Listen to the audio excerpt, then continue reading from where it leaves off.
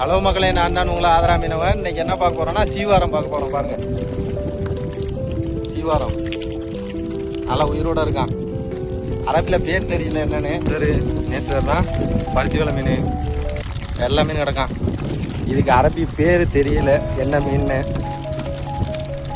நம்ம தான் குழம்பு வைக்கணும். அவ்வளோ அருமையாக இருக்கும் மக்களே. இப்பெல்லாம் மற்ற இதெல்லாம் நேசர், சிற்பொலி எல்லாமே கிடக்கான். தராத்து மத்ரூஸ் ஆகிட்டான். 4 சலாஸ் மத்ரூஸ் கீழே ஓடி கிடக்காம பாருங்க. நேசர் சைஸை பாருங்க, எவ்வளோ சைஸாக இருக்கணும்.